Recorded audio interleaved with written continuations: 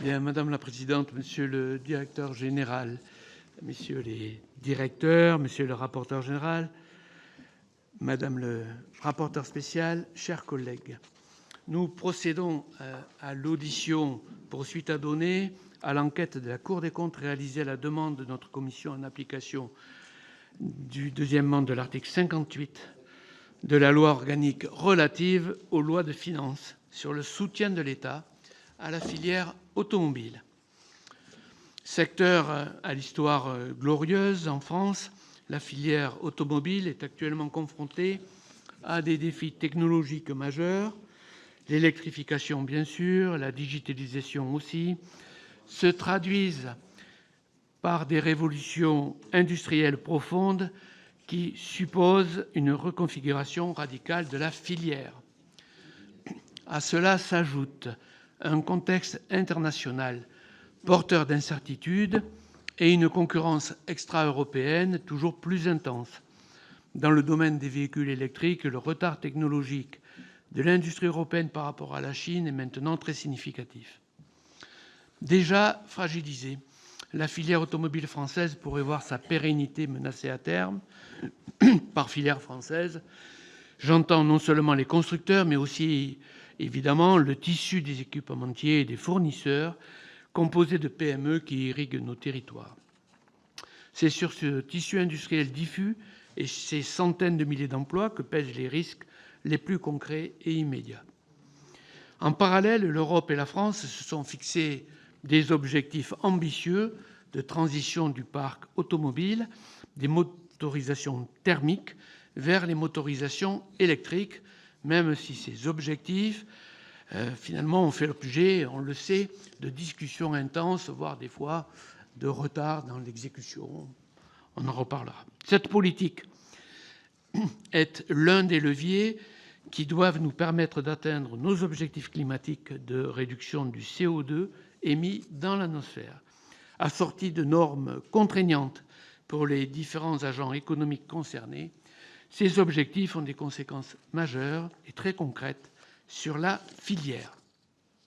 Dans ce contexte, il n'est pas sans intérêt d'étudier les soutiens financiers que l'État accorde à la filière automobile, à leur efficience et à leur efficacité, tant pour soutenir l'offre que la demande.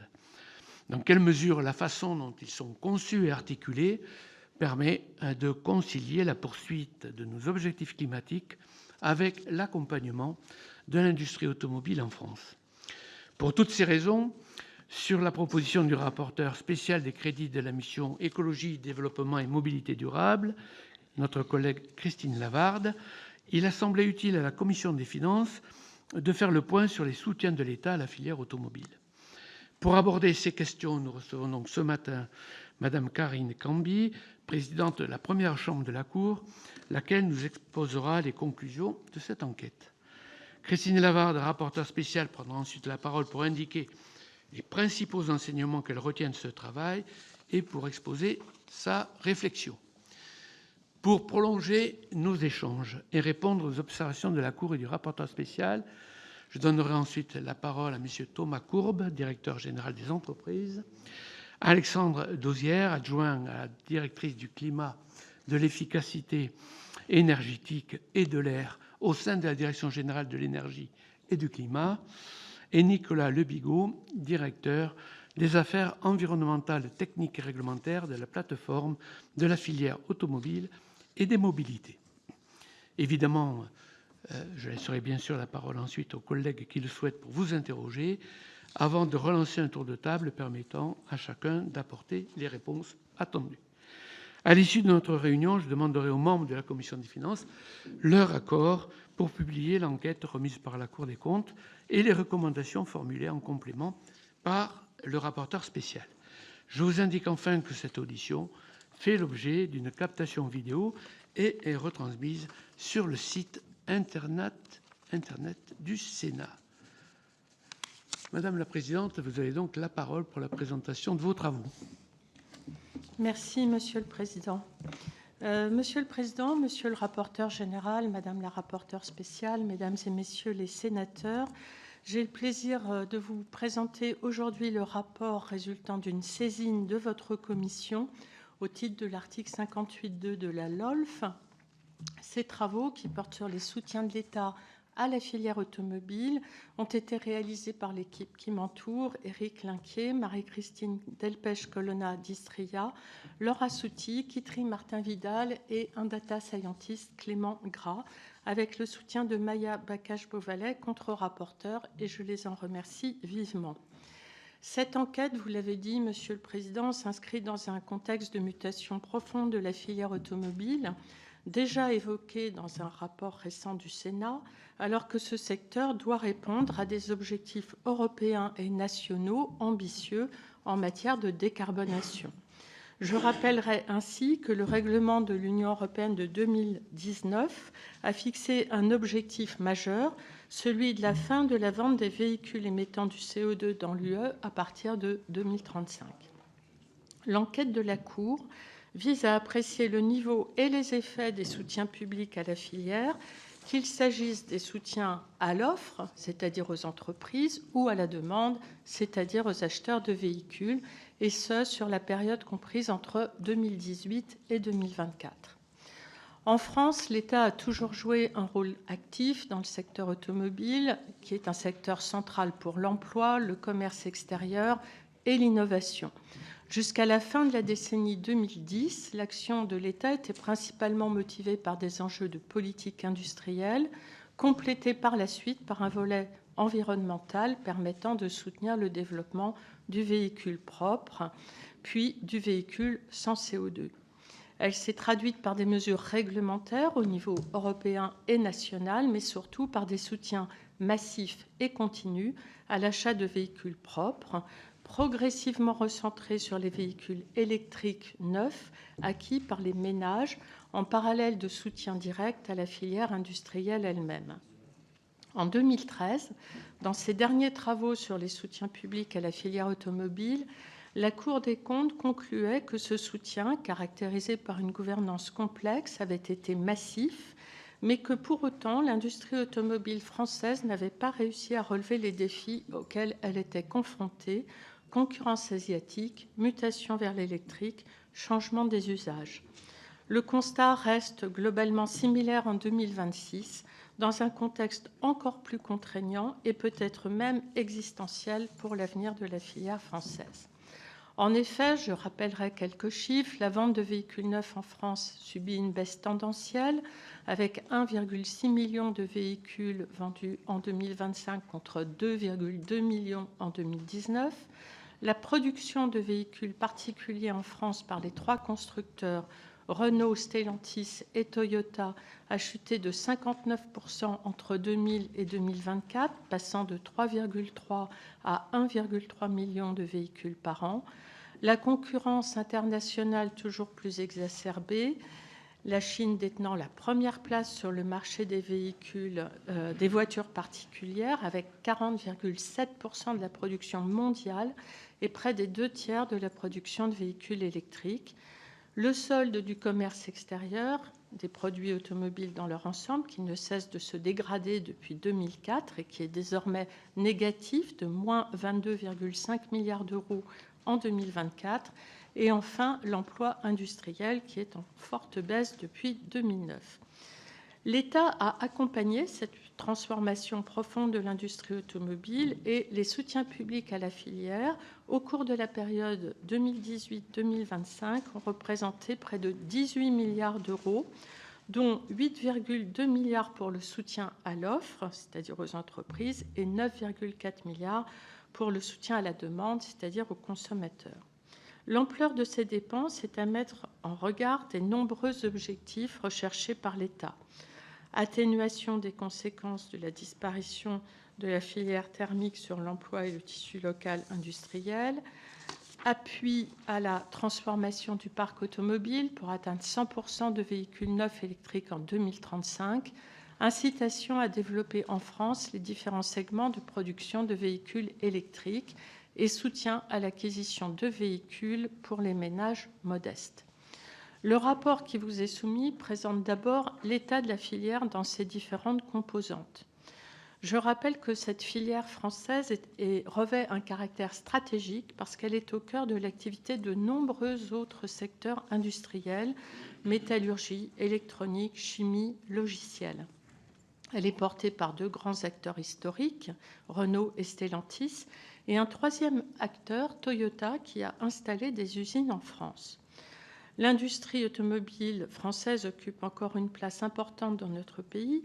Elle a produit 23 milliards de valeur ajoutée en 2023, soit 11% de la valeur ajoutée de l'industrie manufacturière.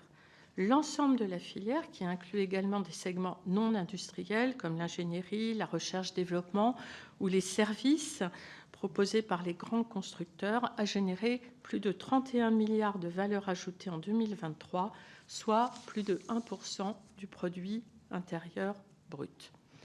En 2024, le volet amont de la filière, qui regroupe les constructeurs, les équipementiers et les sous-traitants, emploie 330 000 salariés en France, hors intérimaires, sur environ 4 000 sites de production.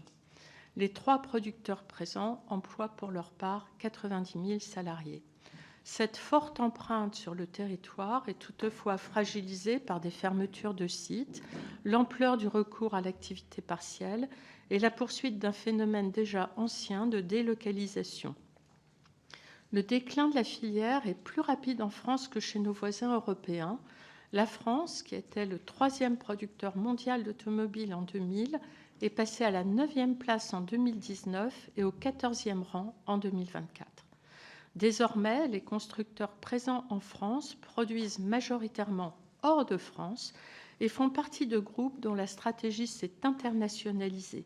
Ils doivent en effet répondre à la concurrence chinoise qui les expose à une double contrainte d'innovation permanente et de prix de vente très attractifs fondés sur des coûts de production plus faibles et un positionnement de gamme différent.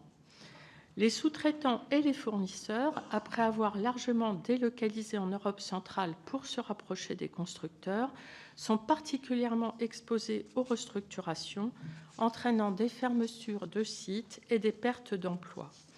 D'après les projections effectuées en 2024 par la Direction générale des entreprises, 40 000 emplois ou plus seraient menacés en France par le passage à une production entièrement électrique. Enfin, en complément des constructeurs et des équipementiers, de nouveaux acteurs ont émergé, notamment pour la production de batteries, dont la réussite sera un des facteurs clés du maintien durable en France d'une industrie automobile électrique.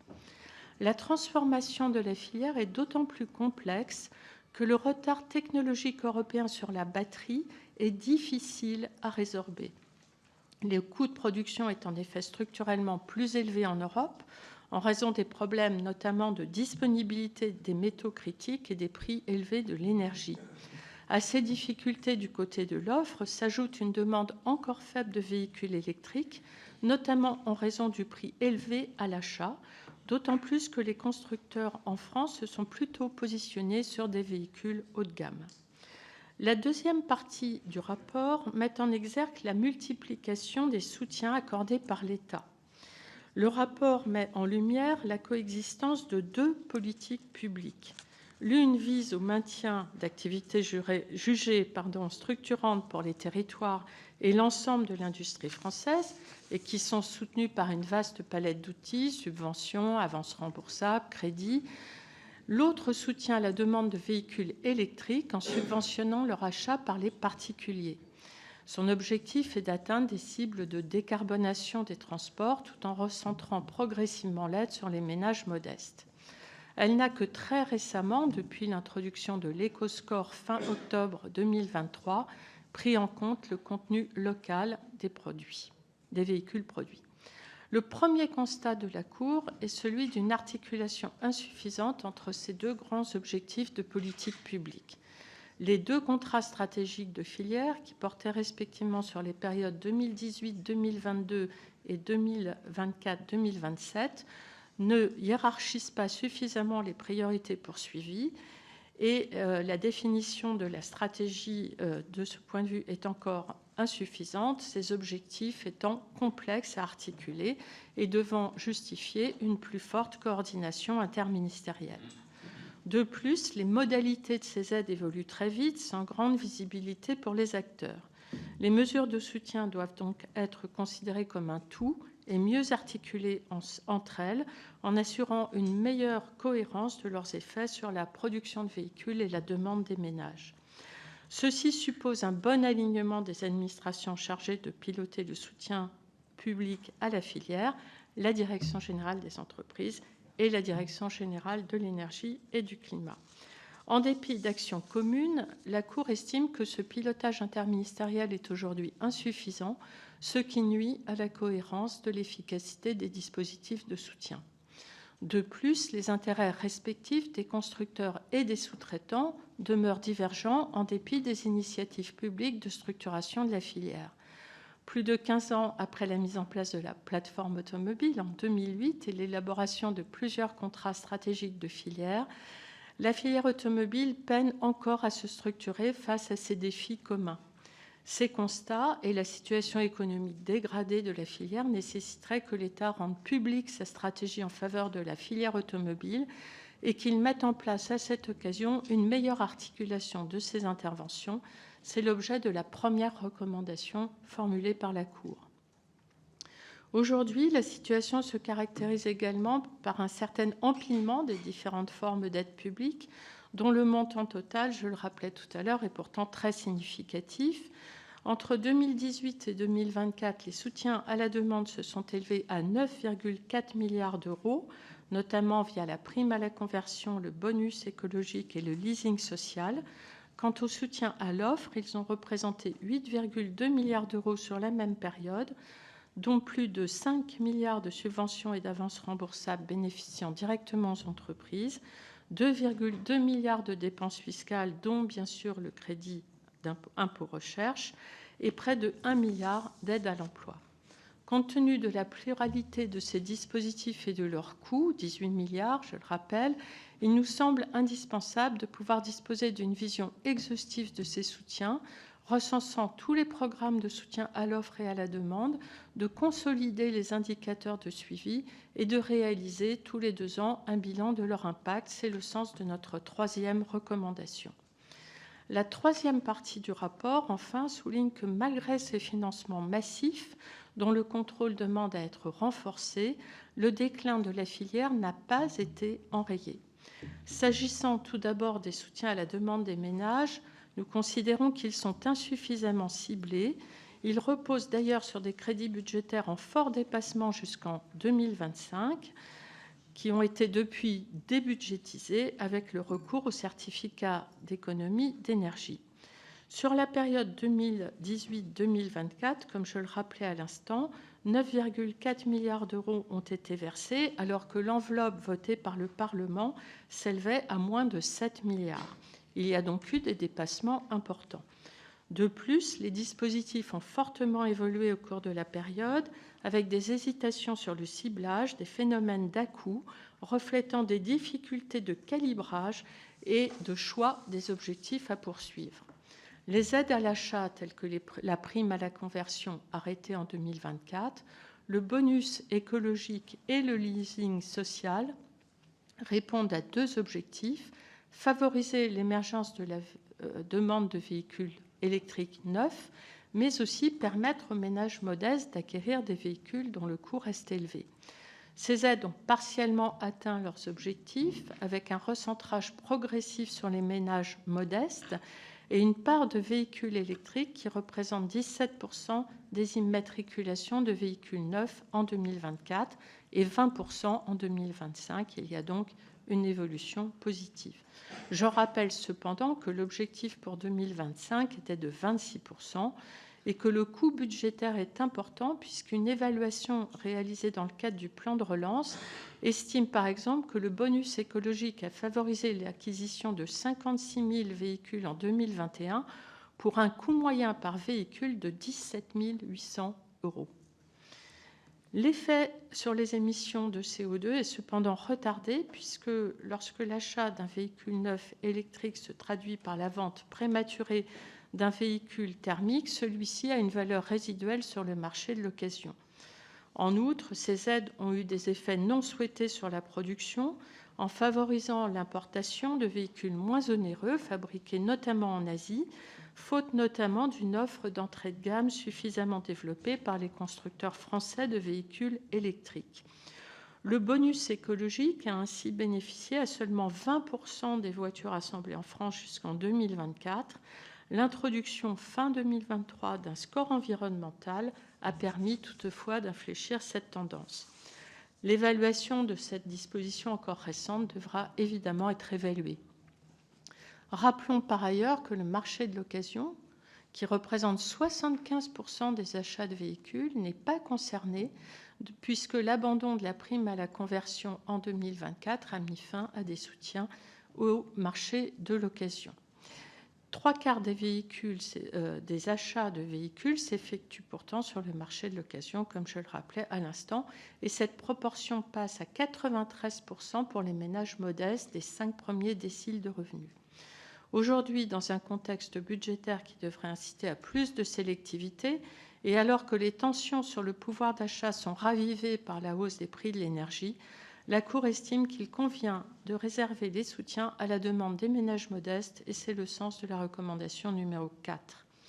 La Cour remarque également que la débudgétisation qui est intervenue à l'occasion du passage en 2025 au certificat d'économie d'énergie pour financer les mesures d'aide rend le pilotage de ces dispositifs plus complexe, sans compter un risque d'effet d'éviction sur d'autres dispositifs de soutien à la transition écologique, également financés par ces certificats d'économie d'énergie.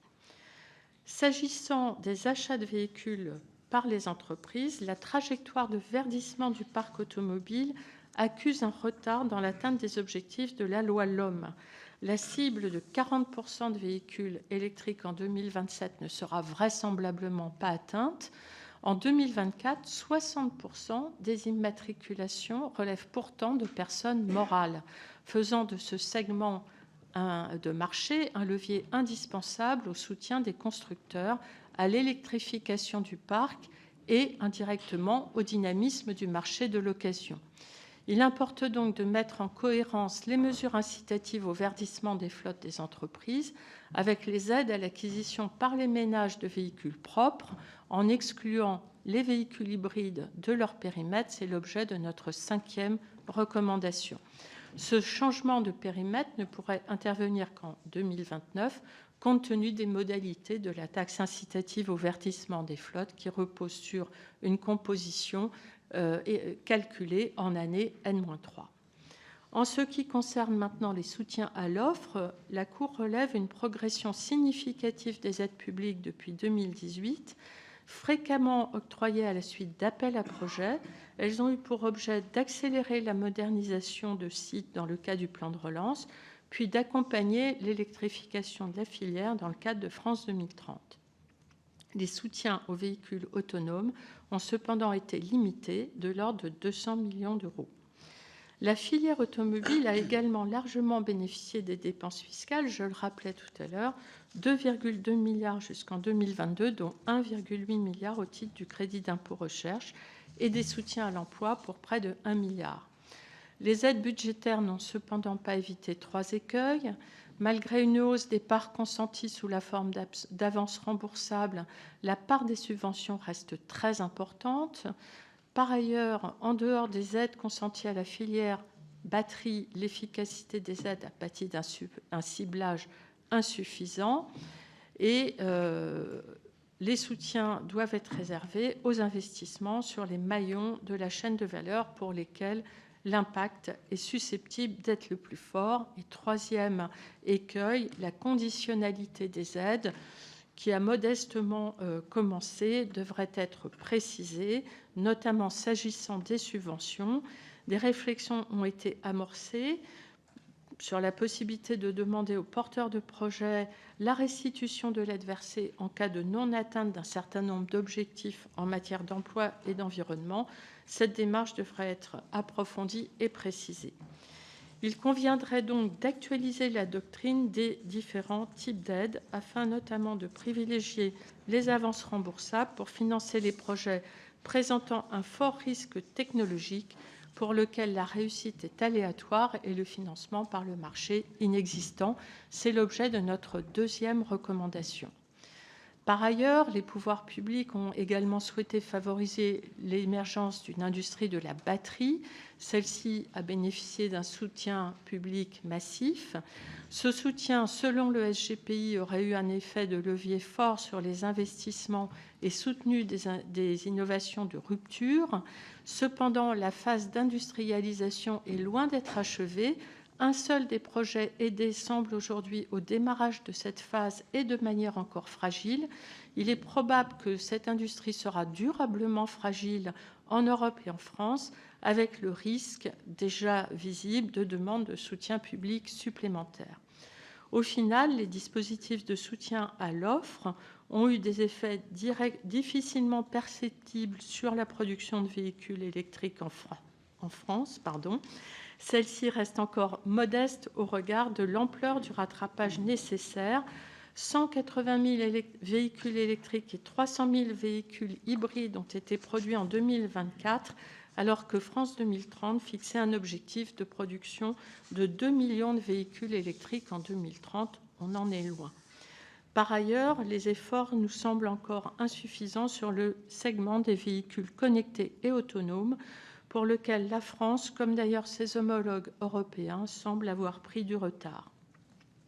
La Cour recommande donc d'accroître la part des soutiens réservés aux véhicules connectés à partir de 2026. C'est le sens de la recommandation numéro 6. En conclusion, les dispositifs de soutien à la filière automobile n'ont à ce stade pas permis de combler le retard technologique sur les véhicules électriques, ni d'accélérer significativement la production de véhicules électriques en France. Leur efficacité globale doit donc être améliorée. Enfin, la stratégie française doit s'inscrire nécessairement dans un cadre européen, combinant les dispositifs de soutien à l'industrie et des mesures de politique commerciale portant notamment sur les droits de douane. Il s'agit de favoriser l'adoption de règles de contenu local pour la production de véhicules, à l'instar des règles de préférence européennes récemment adoptées pour les énergies renouvelables.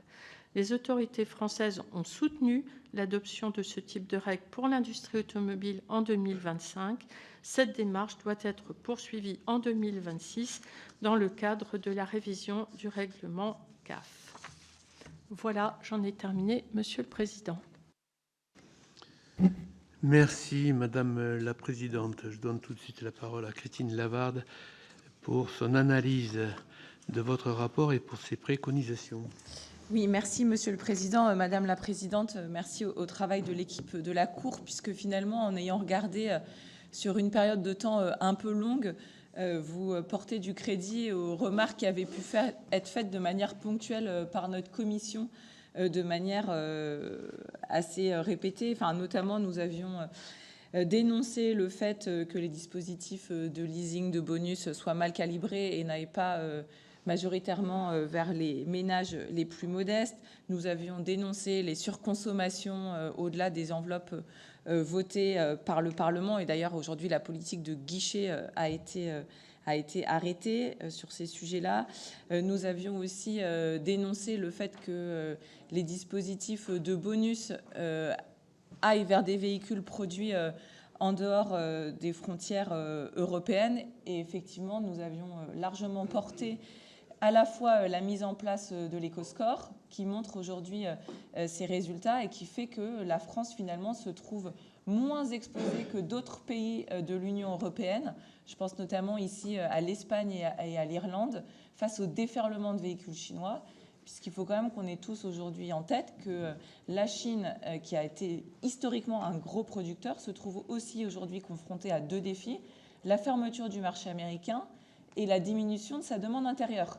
Donc elle produit toujours autant, mais avec un marché de vente qui se réduit, et donc le marché qui reste est le marché européen. Et donc avec la mise en place de l'éco-score, on a réussi à se mettre une sorte de barrière normative, et barrière qui est aujourd'hui regardée avec fort intérêt par plusieurs de nos partenaires et voisins. La Grande-Bretagne regarde pour en mettre un. l'Italie ou l'Espagne est aussi en train de définir son propre éco-score. Alors on pourrait se dire qu'il serait peut-être judicieux d'avoir du coup quelque chose de normalisé à l'échelle de l'Union européenne.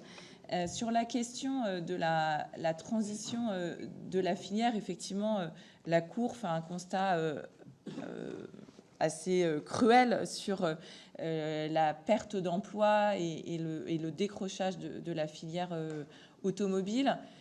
J'ai quand même envie de voir les aspects positifs, puisqu'il y a eu des études assez récentes de l'INSEE notamment, qui montrent qu'en fait, il y a quand même une vraie création d'emplois dans la filière des batteries. Et j'ai eu la chance de pouvoir aller visiter une usine automobile située sur le territoire national qui s'est complètement reconvertie justement et en créant autour d'elle tout un environnement de construction du véhicule électrique. Et là où précédemment l'usine fonctionnait avec une équipe, donc en gros 8 heures semaine, enfin 8 heures par jour, elle est désormais passée en cadence de 2,5 équipes. Donc on est presque de nouveau revenu au 3-8 sur ce site de production. Donc ça laisse quand même des perspectives aussi d'évolution favorables pour la filière. Et peut-être un élément qui manque dans le rapport et qui serait intéressant collectivement qu'on creuse, c'est celui en fait du rapport coût-bénéfice. C'est-à-dire qu'on sait assez facilement mettre en avant les coûts pour l'État des différents soutiens qui ont été apportés à la filière automobile. Vous l'avez dit, cette filière, elle crée pas mal de valeur ajoutée, elle a une part significative dans le PIB. Il serait aussi intéressant d'ailleurs de mesurer et de chiffrer les recettes fiscales qui sont induites par le fait qu'on ait des salariés, qu'on vende des véhicules, que ça crée de la TVA. Voilà. Donc ça aurait pu permettre de balancer peut-être et aussi d'équilibrer ce qui peut apparaître un peu comme sinon de l'argent à fond perdu, puisque si on regarde, vous dites que les constats de 2013 se trouvent répétés en 2026. Alors nous, dans le cadre du rapport complémentaire, on s'est intéressé à un sujet assez spécifique qui est celui du calcul de l'éco-score. Donc on a notamment été visiter les équipes de l'ADEME en charge de ce sujet. On a pu constater que la méthode est robuste, quand bien même elle est remise en cause par les constructeurs extra-européens. Les 10 constructeurs en fait, ont la possibilité de pouvoir proposer leurs propres facteurs d'émission. Aucun, à ce jour, n'a été jusqu'au bout de la démarche, donc démontrant là ainsi que finalement la méthode française est robuste. Et il me semblerait tout à fait pertinent d'étendre l'usage de l'éco-score à d'autres filières que le véhicule léger, mais notamment passer aux véhicules utilitaires et demain aux flottes de camions, puisque l'électrification, et là je tiens aussi à apporter cette information, autant il y a 5 ans peut-être, je ne sais plus, quand on avait parlé de la loi qui faisait suite à la Convention citoyenne, il y avait un certain nombre de dispositifs qui concernaient, tu l'appelles ? Climat et résilience. Il y avait des dispositions qui concernaient les véhicules de transport. Et à l'époque, je vous avais dit que sur les véhicules de transport, on n'était pas prêt à passer à l'électrique. Les échanges qu'on a pu avoir démontrent qu'en fait, la filière a bien avancé d'un point de vue technologique et qu'aujourd'hui, le camion d'électrique n'est plus un impensé ou en tout cas une vue de l'esprit, mais que ce sont des choses qui peuvent arriver dans un avenir assez proche. Insister aussi sur quelque chose que la Cour a dit en filigrane. Si l'Europe et la France ne veulent pas rater une deuxième transformation, c'est-à-dire qu'aujourd'hui, on a eu la transformation du véhicule thermique au véhicule électrique, il y a une autre transformation qui est en cours dans la manière même de concevoir les véhicules. Dans le passé, on concevait une carrosserie et ensuite on mettait des logiciels dans la voiture. Désormais, le futur, c'est on conçoit un logiciel et autour, on l'habille d'une carrosserie. Et aujourd'hui, les Chinois ont bien conçu cette nouvelle manière de faire. Nous, on est encore un peu dans l'ancienne méthode. Ça a des conséquences très pratiques. Le temps de développement d'un nouveau véhicule est quasiment divisé par 2 quand on part du logiciel et qu'on met la carrosserie, quand on fait carrosserie plus logiciel. Et c'est d'autant plus important qu'aujourd'hui, et c'est particulièrement vrai en France et en Europe, peut-être la plus grosse difficulté à laquelle est confrontée la filière, c'est l'instabilité normative Donc il faut pouvoir réagir rapidement. Et un constructeur nous a dit que 25% du temps des ingénieurs de son technocentre était uniquement consacré à prendre en compte les évolutions normatives et réglementaires. Donc ça vous donne aussi une idée de pourquoi nos véhicules sont si chers. C'est-à-dire que ces ingénieurs, il faut bien aussi venir les rémunérer dans le prix d'achat des véhicules. Voilà, Monsieur le Président, ce que je voulais peut-être ajouter en complément des éléments présentés par la Cour. Merci, Madame le rapporteur spécial. Je vais donner tout d'abord la parole au directeur général des entreprises, Thomas Courbe, en le remerciant d'avoir bien voulu se libérer pour venir ce matin avec nous. Merci, Monsieur le Président, Madame le rapporteur spécial, Madame la Présidente. Quelques commentaires rapides en introduction, mais pour laisser du temps aux questions, pour dire qu'effectivement notre politique industrielle est orientée autour de l'objectif de faire de la transition écologique du secteur automobile une opportunité pour réindustrialiser ce secteur dans un contexte qui a été largement rappelé, sur lequel je ne reviens pas, marqué depuis plusieurs décennies par des délocalisations massives. Aujourd'hui, à la fois le niveau faible de la demande en Europe et la pression de la concurrence internationale font que l'objectif que nous sommes fixés dans le cadre de cette politique d'avoir 2 millions de véhicules électrifiés, donc électriques ou hybrides, produits en France, et probablement, en tout cas les conditions ne sont pas réunies aujourd'hui pour atteindre cet objectif. Il était associé à un objectif intermédiaire d'1 million de ces véhicules produits en France en 2027. Notre meilleure estimation est que le chiffre de 800 000 pourrait être atteint à cette date, mais c'est évidemment très dépendant de la manière dont, d'une part, la demande évoluera et d'autre part, la réponse européenne à la pression concurrentielle sera faite. Cet objectif, il doit être atteint par évidemment des investissements massifs des constructeurs qui ont été engagés avec le soutien de l'État. On peut citer, parce que c'est un résultat concret, le site Renault à Douai, qui était entièrement thermique en 2019, qui est devenu 100% électrique depuis 2024, qui a renoué avec les volumes de la période avant Covid. Donc c'est un exemple d'une transition réussie vers l'électrique en maintenant un niveau de production équivalent à ce qu'il était sur le thermique. Dans cette même région des Hauts-de-France, les 3 gigafactories qui ont été évoquées, qui ont à des stades divers commencé toute leur production, dont les exemples dans le reste de l'Europe montrent qu'il n'y a pas de doute que ces usines de batteries n'auraient pas pu voir le jour sans un soutien public, et on le voit ailleurs en Europe puisque la France est désormais le principal pays accueillant des usines de batteries, notamment portées par des entreprises européennes. Et on a donc dans cette région un résultat très concret avec le fait que le véhicule électrique le plus vendu en France est la Renault 5 produite à Douai,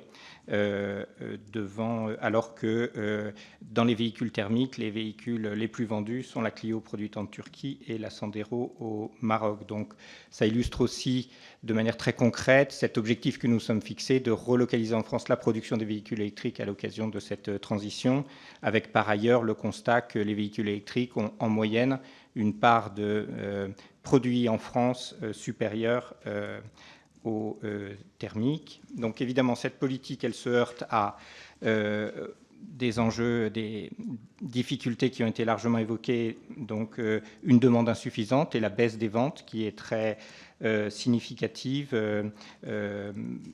et la concurrence étrangère, qui est à la fois la concurrence chinoise, mais aussi la concurrence qui s'exerce sur les sous-traitants, qui sont les premières affectés par ces délocalisations, qui est particulièrement importante et qui explique une partie des destructions d'emplois. Sur la question des destructions, créations d'emplois, Madame le rapporteur a bien indiqué que, de notre point de vue, le passage à l'électrique doit permettre de compenser les pertes d'emplois liées aux destructions d'emplois dans la partie thermique, et on a estimé que si les projets notamment de batteries ou d'autres fournitures pour les véhicules électriques se développent correctement, on pourrait avoir un bilan avec 40 000 destructions d'emplois liées à l'abandon du thermique et 35 000 créations liées à une nouvelle industrialisation de production sur l'électrique et sur l'ensemble de de la chaîne de valeur du véhicule électrique.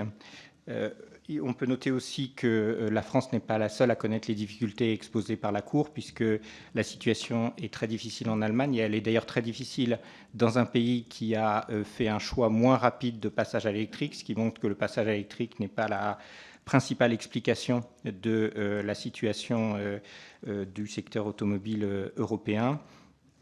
On a notamment 50 000 emplois supprimés en Allemagne dans le secteur automobile durant l'année écoulée, et surtout chez les équipementiers, et donc une situation qui est également difficile. Alors, sur le contexte européen qui a été évoqué également par la Cour, cette situation incite un certain nombre d'États membres à demander à réviser l'objectif de 100% électrique en 2035 fixé par la réglementation européenne. La Commission européenne, en décembre dernier, a déjà fait une proposition en ce sens qui, globalement, revoit l'objectif de 100% de véhicules électriques en 2035 pour l'amener à 90%, avec des compensations proposées par ce règlement. C'est un règlement qui nécessite maintenant d'être négocié, et il nous semble clair que l'intérêt de notre économie est de maintenir un signal clair en faveur de l'électrification, donc non seulement pour des raisons de transition, mais aussi pour les raisons que j'ai indiquées, des investissements importants consentis dans l'électrique et de cette opportunité que l'électrification apporte en termes de relocalisation d'activités dans cette industrie. Et tout en apportant à l'occasion de cette renégociation du règlement un certain nombre de flexibilités qui doivent, de notre point de vue, être associées à une valorisation du fabriqué en Europe, qui est désormais indispensable. Et nous concentrons donc, et je terminerai là, notre action autour de quatre grands axes. Donc le premier, c'est celui que je viens d'indiquer, c'est-à-dire que l'éco-score, et Madame le rapporteur spécial a bien indiqué l'efficacité de l'éco-score qui a été assez spectaculaire en termes de modification de l'orientation de la demande. On en voit les limites, y compris parce qu'un grand nombre de véhicules produits hors d'Europe améliorent leur score environnemental, et donc la différenciation apportée par cet éco-score va s'atténuer dans le temps, et c'est pourquoi il nous semble indispensable d'obtenir au niveau européen, comme d'ailleurs nous le plaidons au niveau européen dans d'autres secteurs industriels, une exigence de contenu européen. Et de ce point de vue, nous avons porté cette exigence depuis plus de 2 ans, et la Commission, dans la proposition qu'elle a faite en décembre, a intégré notre demande. Donc c'est une étape très importante. Il nous faut maintenant, comme je l'ai indiqué, avoir une négociation détaillée des conditions dans lesquelles cette préférence européenne va s'appliquer dans le secteur automobile. Et on voit d'ailleurs déjà qu'entre la proposition spécifique à l'automobile de décembre et la proposition présentée début mars sur donc la loi d'accélération de l'industrie européenne, qui contient également, à la demande de la France, des exigences de préférence européenne. Les modalités d'application sont différentes, et donc on voit qu'une négociation au Conseil qui s'est engagée doit permettre de préciser la manière dont cette préférence européenne s'appliquera. Deuxième action importante, c'est de continuer d'obtenir des décisions des constructeurs actuellement présents ou qui pourraient s'installer en France, de produire des modèles électrifiés plus abordables. Donc, comme ça a été déjà engagé, par exemple, dans l'exemple que j'ai cité. Deuxièmement, il nous semble que l'effort qui a été réalisé ces dernières années pour soutenir l'investissement de la filière, et notamment des sous-traitants, doit être maintenu. Nous pensons que cet effort d'investissement a fait levier sur des investissements privés, a permis de repositionner, de diversifier un certain nombre de sous-traitants, et qu'il est essentiel pour accompagner la filière et maintenir son ancrage en France. Et puis, dernier axe d'action, tout l'ensemble des efforts qui sont faits de soutien à la demande, qui sont nécessaires pour l'électrique, puisqu'on voit que la demande d'électrique est très insuffisante. Elle est encore, y compris en France, mais aussi dans l'ensemble de l'Europe, à un niveau éloigné des cibles fixées par la réglementation européenne et par la trajectoire qui doit amener au 100% électrique en 2035. Et il nous semble que ces dispositifs qui, dans un certain nombre de leurs évolutions qui ont été citées, ont pu être améliorés, doivent désormais en particulier intégrer les dimensions de préférence européenne de manière plus systématique. Voilà les 4 actions principales que nous menons. Merci, Monsieur le Directeur Général. Nous poursuivons avec Monsieur Dauzière, donc, qui représente ici la Direction du climat, de l'efficacité énergétique et de l'air. Merci, Monsieur le Président, Madame la rapporteure générale, Madame la Présidente, Mesdames et Messieurs. En complément des propos du directeur général des entreprises avec qui nous travaillons quotidiennement, je vais revenir sur les dynamiques globales et les leviers. Donc, le transport, c'est l'activité qui émet le plus de gaz à effet de serre en France, avec 34% des émissions nationales. En tonnes, ça fait 120 millions de tonnes d'équivalent CO2. Et la quasi-totalité, 94% de ces émissions proviennent de la route. La plupart, c'est voyageurs, 60%, et puis aussi marchandises, 40%. Bon, ces émissions ont été très longtemps haussières depuis les années 90, et c'est guère que depuis 2020 où il y a une véritable trajectoire à la baisse. Qu'est-ce que ça veut dire ? Ça veut dire que pendant longtemps, le report modal et l'amélioration des véhicules n'a pas du tout compensé l'augmentation de trafic de voyageurs et de trafic de marchandises. Aujourd'hui, on est à 1% plus haut que 1990, donc vous voyez, le chemin est encore très long. Bon, pour autant, comme je disais, depuis 2020, les trajectoires sont en baisse, et c'est très majoritairement lié avec les dynamiques d'électrification du parc de véhicules, où ça y est, enfin, l'amélioration de la performance des véhicules est plus forte que l'augmentation des trafics. Donc on a plusieurs leviers au niveau national et même au niveau européen pour contribuer à cette amélioration des performances des voitures, qu'on appelle aussi verdissement des voitures. Je dis voitures, mais c'est aussi les camionnettes et les poids lourds, j'y reviendrai. On a le cadre européen qui a été évoqué tout à l'heure et qui est effectivement en pleine négociation, à la fois sur les trajectoires, aussi sur la facilitation industrielle, mais aussi sur les réglementations, les trains de réglementation. Vous savez, les émissions d'abrasion du freinage, les émissions d'abrasion des pneus, tout ce qui est lié au logiciel de freinage par exemple. Vous savez qu'il y a aussi des points très importants réglementaires là-dessus pour la sécurité des conducteurs et des usagers de la route. Et puis on a aussi des trajectoires au niveau national avec la programmation pluriannuelle de l'énergie ou la stratégie nationale bas carbone qui est en cours de consultation et qui nous donne des objectifs pour les véhicules électriques. Je peux citer l'échéance 2030, 66% de voitures électriques parmi les ventes en 2030, 50% pour les poids lourds et les véhicules utilitaires légers, et puis concernant les bus, 90%. On a aussi en ce moment un plan d'électrification, une démarche avec toutes les parties prenantes pour accélérer les trajectoires, parce que les trajectoires sont actuellement bonnes, voire on pourrait même peut-être dire presque très bonnes, mais en dessous des objectifs SNBC 2030 que je viens d'indiquer. C'est-à-dire que sur les voitures, nous sommes à 20% en 2025, ce qui est quand même 20 fois plus qu'il y a 8 ans. Donc c'est quand même une trajectoire qui est très forte. Avec des bornes de recharge qui sont également en nombre important. On a 185 000 points de recharge en France contre 20 000 en 2017. Et puis sur les camionnettes, les véhicules utilitaires légers, on est à 13% des immatriculations neuves qui sont électriques. L'année d'avant, c'était 10, l'année d'avant, 9. Voilà, il y a quand même des trajectoires importantes.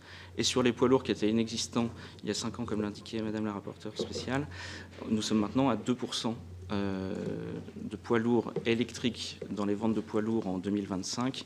Et en janvier dernier, on était à 3%. Bon, c'est que sur un mois. Mais c'est quand même une trajectoire, si on regarde la courbe, qui est exponentielle. Aussi en points de recharge installés, des dynamiques très fortes avec 800 points de recharge poids lourds installés en France. Sur les bus et les cars, je ne vais peut-être pas détailler les chiffres, mais on a également des dynamiques importantes et à mettre l'accent surtout sur la dynamique des cars. Donc pour soutenir cela, on a des aides à l'acquisition de véhicules à zéro émission, notamment les aides des certificats d'économie d'énergie pour tous les types de véhicules que je viens d'indiquer, et aussi le leasing social de voitures électriques qui bénéficie essentiellement aux ménages ruraux et aux ménages les plus précaires. Nous avons aussi des dispositifs de fiscalité pour dissuader les achats des véhicules les plus polluants, pour aider à verdir les flottes avec une obligation qui est aujourd'hui nationale et nous sommes en cours de négociation pour qu'elle devienne européenne, avec aussi des trajectoires pour les chargeurs de fret, qui est dans le projet de loi cadre pour le développement des transports, et puis aussi le développement de bornes de recharge d'infrastructures avec à la fois des obligations réglementaires, mais aussi des soutiens financiers pour leur raccordement et sans doute des dispositifs de simplification pour leur raccordement qui sont en cours de discussion dans le cadre du plan électrification. Voilà ce que je pouvais indiquer sur ces trajectoires. Merci, monsieur le directeur. Pour conclure, Nicolas, ce tour de table en tout cas, Nicolas Lebigot, directeur des affaires environnementales, techniques et réglementaires, plateforme de la filière automobile et des mobilités, donc représentant l'industrie, si je puis dire. Vous avez la parole. Président, Madame la Présidente, Mesdames et Messieurs les sénateurs. Tout d'abord, je voudrais excuser Luc Châtel, qui malheureusement était invité initialement, mais qui malheureusement était empêché aujourd'hui, président de la PFA. Mais je suis ravi d'être devant vous pour représenter l'ensemble des acteurs de la filière automobile française, constructeurs, équipementiers, fournisseurs qui sont présents dans vos territoires. Mon propos s'articulera sur 3 points. Tout d'abord, revenir sur le contexte et l'état de santé de la filière automobile. Vous parlez du positionnement de la filière en matière d'électrification au rendez-vous de ces engagements, et ainsi que sur la nécessité de maintien d'un niveau d'aide important, tant sur l'offre que sur la demande, dans le cadre du nouveau contexte européen qui va s'ouvrir. Vous dire tout d'abord que la filière automobile est en crise, une crise profonde de volume, qui n'est pas une crise française, c'est une crise européenne. Et la question qui est posée, c'est une question d'ordre existentiel. Aurons-nous encore une industrie automobile française et européenne demain?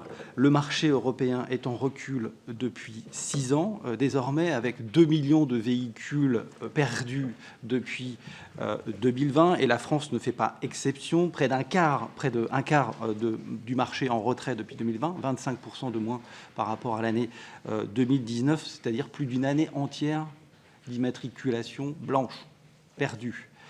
Sur le plan de la production, vous l'avez souligné, Madame la Présidente, nous sommes à un point bas, 1,3 million de véhicules. Nous avons perdu 1 million de production depuis 2020.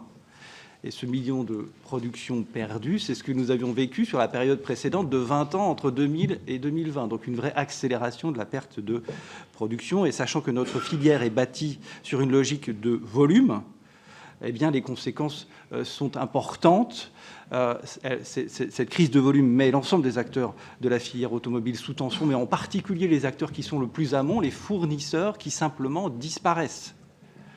Là, les acteurs de la filière mécanique nous disent qu'à l'échelle européenne, c'est une entreprise par semaine, toutes les semaines de l'année, qui correspond au rythme de perte d'entreprise, simplement pour dire que notre base industrielle est en train de se rétrécir. En matière d'impact sur l'emploi, nous avons, selon nos estimations, une perte de 40 000 emplois depuis 2018, et nous prévoyons, toujours selon nos estimations, un niveau d'emploi à risque de l'ordre de 75 000 d'ici 2035 en France, compensé partiellement par des créations d'emplois dans le domaine de la batterie. Pourquoi d'ici 2035 des emplois à risque? Eh bien parce que, et là aussi ça a été souligné, la concurrence chinoise ne cesse de s'accentuer. Et cette concurrence chinoise, on l'observe à 2 titres. D'une part, au regard de l'importation des véhicules en provenance de Chine, que les droits anti-subvention n'arrêtent pas ou n'arrêtent plus, qui représente 1 million de véhicules à l'échelle européenne. Et ce million de véhicules, c'est l'équivalent de 4 usines d'assemblage en Europe. 4 usines d'assemblage, et ces 4 usines d'assemblage et ce million de véhicules, il faut l'ajouter aux 3,5 millions de véhicules qui représentent les surcapacités structurelles existantes à l'échelle européenne du fait de cette baisse de volume. Donc nous sommes d'ores et déjà engagés dans un processus de reconfiguration très important de l'appareil productif européen. S'ajoute la trajectoire d'électrification extrêmement ambitieuse qui existe sur le plan réglementaire à l'échelle européenne et qui, outre une intensité de main-d'œuvre pour la production de ces véhicules électriques un peu plus faible, eh bien, entraîne les acteurs à incorporer toujours davantage de composants chinois dans les véhicules. Pourquoi ? Parce que ces composants chinois profitent d'un différentiel de compétitivité de 30% et que pour réussir à vendre les véhicules électriques et respecter les engagements et les objectifs de la réglementation européenne, il faut les vendre à des tarifs qui soient absorbables par les consommateurs. Malheureusement, cela pousse les acteurs à incorporer des composants chinois. C'est la raison pour laquelle nous disons que si rien n'est fait, et nous remercions en particulier les autorités françaises de défendre le principe de préférence européenne, nous disons que si rien n'est fait sur ce plan-là, eh bien, c'est bien une question d'ordre existentiel qui est posée pour la filière automobile. Vous dire néanmoins que dans ce contexte, il faut être très clair, il n'y a pas de retard de l'industrie automobile sur l'électrification. La filière a été au rendez-vous de ses engagements. Simplement, si on un petit coup de rétroviseur, on regarde ce qui s'est passé dans le passé. La crise Covid a percuté de plein fouet notre premier contrat stratégique de filière 2018-2023. Mais dès 2020, avec le concours des services de l'État, nous avons mis en place toute une série de soutiens tant à l'offre qu'à la demande, avec des bonus qui se sont élevés jusqu'à 8 000 €, des fonds de soutien à la modernisation, fonds de soutien à la diversification, le CORAM pour les aides à l'innovation et à la R&D. Au total, sur cette période, à peu près 800 millions d'aides d'État qui se sont transformées par 3 milliards d'investissements industriels. Et les résultats sont là. La filière a investi comme jamais et nous avons multiplié par 10 les ventes de véhicules électriques à fin 2023, ce qui est une performance qui va bien au-delà de l'objectif que nous avions consacré dans le contrat de filière qui consistait à multiplier seulement par 5. Et nous profitons encore toujours de cette situation parce que en France, nous avons une part de marché de véhicules électriques qui est supérieure à ce qu'on observe en moyenne sur les marchés européens et même supérieure à ce qu'on observe en Allemagne. Donc, pas de retard, comme je le disais, mais simplement en 2024, nous avons été confrontés à un coup d'arrêt. La progression des ventes de véhicules électriques s'enraye. On entre dans le cœur du marché en s'adressant à des ménages de la classe moyenne qui, le plus souvent, n'ont qu'un seul véhicule et qui sont beaucoup plus sensibles au surcoût technologique du véhicule électrique. La pression de la concurrence chinoise s'intensifie. Les aides en Allemagne sont brutalement arrêtées, ce qui conduit à un effondrement des ventes de véhicules électriques. Le marché européen, lui également, est en recul en 2024 de l'ordre de 6%. En retrait également en France de 18% sur le deuxième semestre de l'année 2024. Et dans ce contexte, les constructeurs sont pris en étau entre la demande de véhicules électriques qui faiblit et les contraintes associées sur les ventes de véhicules thermiques, puisque si on ne peut pas vendre de véhicules électriques, on ne peut pas vendre non plus de véhicules thermiques compte tenu de la contrainte européenne et du risque de pénalité associé.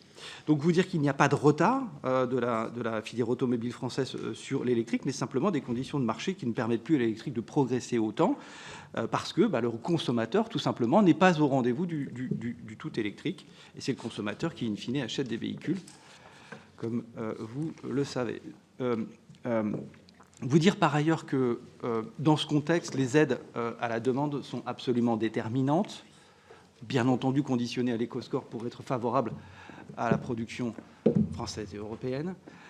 L'AIE nous dit que le coût d'un véhicule électrique est structurellement plus important, compte tenu de la technologie associée, de l'ordre de 50%. Donc ces aides sont absolument nécessaires et sont une condition à l'existence d'un marché du véhicule électrique encore aujourd'hui. En témoigne la suppression des aides en Allemagne fin 2023 qui s'est soldée par, sur l'ensemble de l'année 2024, une baisse du marché du véhicule électrique de l'ordre de 30%, donc un effondrement du marché. Sans aide, effondrement du marché, c'est absolument indispensable. Et nous saluons et nous remercions les autorités françaises une nouvelle fois pour les efforts qui sont mis en œuvre pour proposer des dispositifs d'aide significatifs lorsqu'on se compare à l'échelle européenne et qui permettent de maintenir ce marché. Et encore une fois, il faut le saluer. Simplement, on a peut-être un sujet de stabilité et de visibilité avec des coups de barre à chaque discussion en loi de finances, des coups de barre qui ont des impacts évidemment sur les industriels, mais aussi sur les consommateurs qui s'interrogent parfois sur leur éligibilité aux aides Alors qu'on sait que, sur la base d'enquêtes d'opinion, que dès lors qu'une aide est disponible, ça peut permettre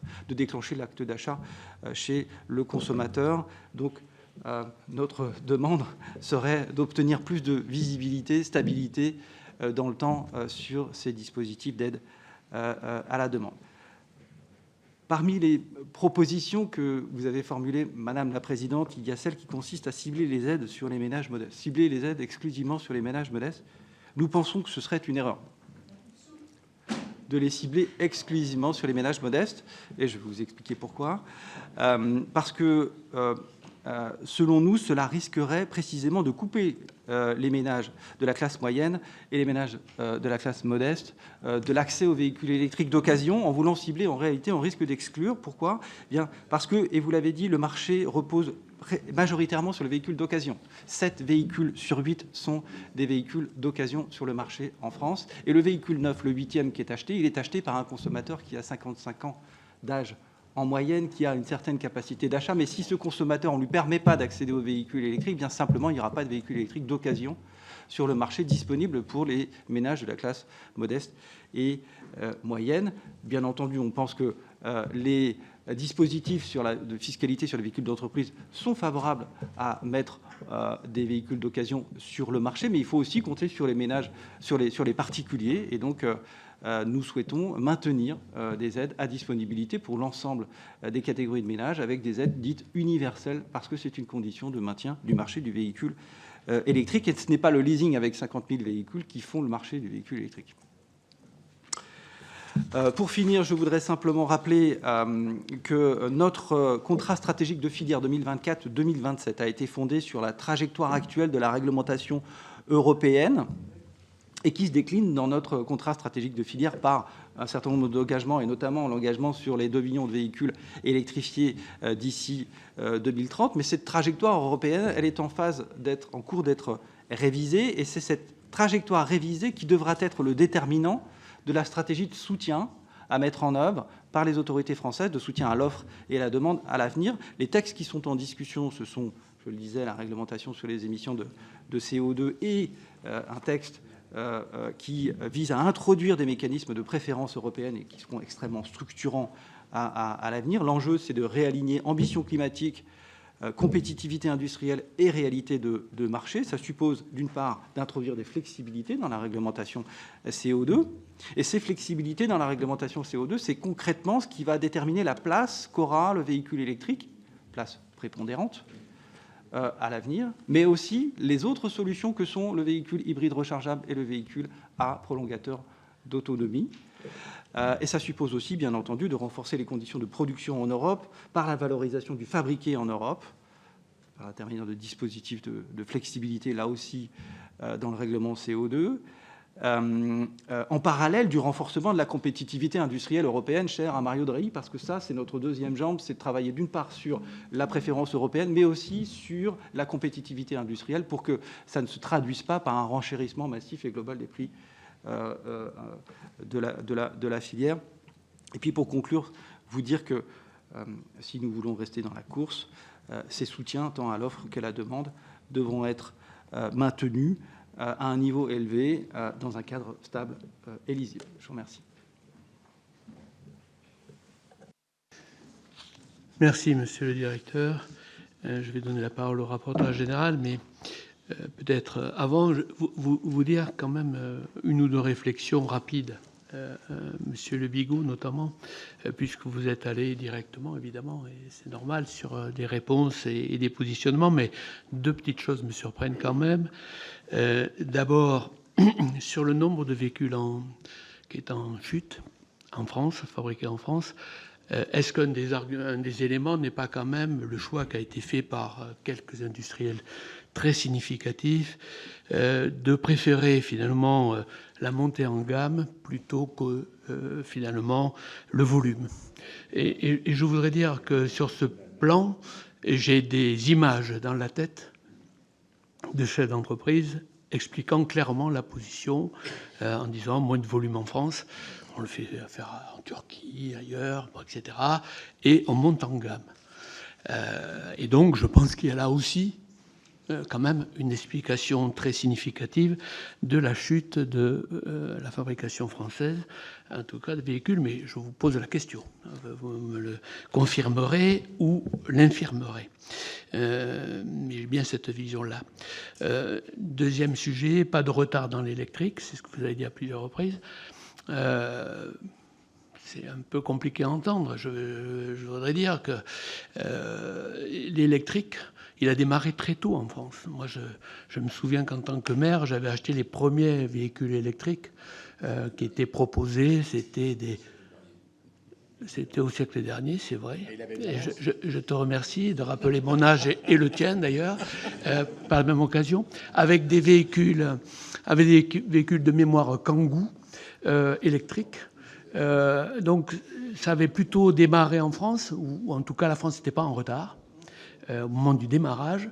Et puis, j'ai l'impression quand même que la recherche et développement ne s'est pas trop pratiquée sur l'électrique et que, de fait, il y a eu un décalage entre ce qui a été fait notamment par les Chinois. Alors après, on le constate après coup, hein, bon, évidemment, et finalement la recherche-développement en France sur ces secteurs. Donc, dire qu'on n'a pas pris de retard peut-être par rapport au dernier plan de relance, oui, d'accord. Mais globalement, on peut quand même en douter. Voilà, je me permets de vous l'indiquer. Monsieur le rapporteur général. Oui, merci, Monsieur le Président. Moi, je vais remercier d'abord la Cour, à travers vous, Madame la Présidente, vous et vos équipes. Évidemment, notre rapporteur spécial, puisque c'est un sujet qu'elle traite avec, je dirais, détermination, perspicacité, et je dirais même une certaine efficacité, puisque à plusieurs reprises, les observations qui ont été faites au travers de nos rapports et de questions au gouvernement ont conduit les gouvernements à évoluer.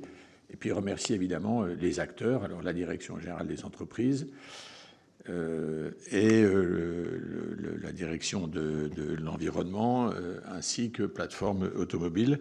Moi, j'ai entendu une remarque, donc je vous la livre. En tous les cas, je pense qu'il faut certainement que la stratégie de PFA soit rendue publique, partagée, et je pense, parce que si j'écoute les observations des différents rapports, il y a un florilège de constats, et la conclusion, c'est que tout ça est insuffisamment articulé.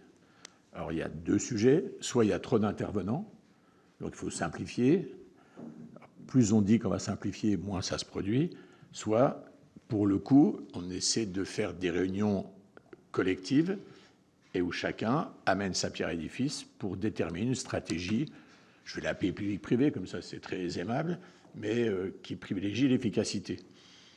Et je pense que c'est exactement ce vers quoi s'orientent certains industriels. Moi, pour une fois, je vais faire une petite digression. J'ai dans mon département un gros producteur qui est Renault Sova-Babati, plateforme européenne du véhicule utilitaire avec le véhicule électrique. Mais je mesure, parce que là, depuis 8 jours, il y a une reprise des emplois avec des CDI, mais il y a eu à un moment une suppression de beaucoup d'intérim par centaines. Et sur l'avantage d'être sénateur depuis plus de 10 ans, c'est que je vois bien les courbes sinusoïdales. Le sinusoïde dépend du marché, c'est sûr, de la préparation et de la réponse, mais aussi et peut-être, dans le parallélisme des formes de ma première observation, de la plus ou moins grande intégration de la production sur un même site. Aujourd'hui, on avait un site très vaste, et finalement, ce constructeur est en train de densifier la présence pour éviter, parce que quand vous faites venir vos sous-traitants, vos participants à la chaîne de production, à droite, à gauche, c'est du transport, c'est des charges, c'est du temps, etc. Sauf que là, il faut quand même que les industriels et les constructeurs nous disent si le modèle est robuste. Moi, je ne sais pas dire. J'ai l'impression que oui. Quand on voit les gigafactories qui arrivent à côté de certains producteurs, on voit bien dans le Nord, on a vu l'usine Toyota qui était un vrai pari, qui semble en tous les cas réussi et il dure. Donc là, je pense qu'il faut un peu tirer la sonnette d'alarme. Et là, ce n'est pas le sujet du législateur ou du gouvernement. Parce que l'objectif, c'est quand même, me semble-t-il, enfin je vais être un peu sévère, mais c'est d'essayer déjà de se donner le maximum de moyens, de gagner en tant qu'industriel le défi de la compétitivité. Voilà. Et le défi de la compétitivité, moi je fais plus confiance aux acteurs économiques, aux industriels, qu'à la puissance publique. Et je me mets dedans. Nous, on peut accompagner. Effectivement, l'éco-score, je pense, est une bonne formule. Ça, c'est la conséquence d'une observation, d'un blocage qui peut venir par une solution dans les textes du législateur. Donc, et Christine y a grandement contribué, donc bravo. Mais je pense que c'est important. Et puis, dans l'évolution, je ne suis pas tout à fait aussi optimiste sur les enjeux parce qu'il y a un savoureux mélange dans comment dirais-je, la décarbonation. Il y a décarbonation et il y a le sujet de la pollution. Et ce n'est pas tout à fait les mêmes facteurs entrants. Ce que je veux dire par là, c'est qu'effectivement, avec la fin du moteur thermique, on doit améliorer sensiblement la pollution de certains polluants, notamment de dioxyde de soufre. Mais je dois dire qu'on va augmenter probablement sensiblement un autre facteur de pollution, mais qui touchera plus de populations, qui sont les PM2,5, hein, les particules fines, puisque celles-ci, elles viennent attaquer, je dirais, la santé humaine, notamment en s'intégrant dans le système pulmonaire, ce qui est une préoccupation qui est insuffisamment, me semble-t-il, intégrée. L'idée n'est pas de faire peur. Et moi, je faisais dans la région Grand Est lundi, donc avant-hier, le bilan de l'année 2025. Ben, vous avez beau faire ce que vous voulez. En 2025, le bilan est moins bon que 2024, notamment en raison, par rapport à la production et à notre mode de vie, des aléas climatiques. Quand vous avez quelques épisodes de chaleur, eh bien, ça vous fait des dômes, donc production d'ozone, et là, vous subissez le temps de ces pics de chaleur, de la même manière que quand vous avez des temps froids, humides, et où il y a une absence de vent, eh bien, là aussi, la pollution, pour le coup, là, c'est plus, où c'est autant la pollution liée à la circulation automobile et au résidentiel, viennent impacter notre environnement. Donc, on voit bien qu'on court, on a plusieurs lèvres à la fois. On a à la fois la compétitivité, et je pense que tout ce qui permettra d'améliorer cette compétitivité de l'industrie auto française et européenne, il faut vraiment qu'on se serre les coudes. Mais on voit bien qu'on a aussi un autre sujet qui est un sujet également environnemental, mais où on doit essayer d'améliorer ensemble, évidemment avec les constructeurs, la recherche. Et on voit que quand il y a plus de poids sur les véhicules, effectivement, notamment le sujet de l'abrasion des pneus. Et donc là aussi, il y a des recherches pour essayer de lutter contre ces difficultés. Bien, mes chers collègues, je vais vous demander de vous inscrire pour ceux qui souhaiteraient poser des questions. Je voudrais rappeler à nos invités que nous faisons sens inverse pour les réponses. Donc, M. Le Bigot répondra en premier pour les questions qui lui paraissent relever, évidemment, de son autorité. Et ensuite, M. Dauzière. Voilà. Et nous terminerons par la présidente de chambre, si vous le voulez bien. Voilà. Donc, je vais donner la parole à Sophie Primas. Merci, Monsieur le Président. Mesdames et Messieurs, merci de vos interventions. Moi, je voudrais aller dans le sens de Monsieur le rapporteur général en disant que j'entends les demandes de soutien à l'offre, j'entends les demandes de soutien à la demande surtout, et qui sont des éléments extrêmement coûteux. Vous avez rappelé, Madame la Présidente, le coût que cela représente pour les finances de l'État. Je crois qu'il faut bien d'abord se dire que nous sommes dans un secteur industriel majeur pour la France, vous l'avez dit, mais que donc le besoin numéro 1, c'est un besoin de compétitivité de notre industrie et besoin de compétitivité de nos industriels de l'automobile. Je crois que nous avons, on va dire nous, collectivement fait le choix d'une rupture technologique majeure il y a quelques mois, nous l'Europe. Au lieu de choisir un objectif, nous avons choisi une technologie. Je pense que c'est une erreur importante qui a été faite. Je crois que les industriels, dans leur savoir-faire, étaient en capacité d'obtenir des résultats en faisant peut-être autrement et en s'appuyant sur des technologies qui le maîtrisaient depuis plus d'un siècle et demi.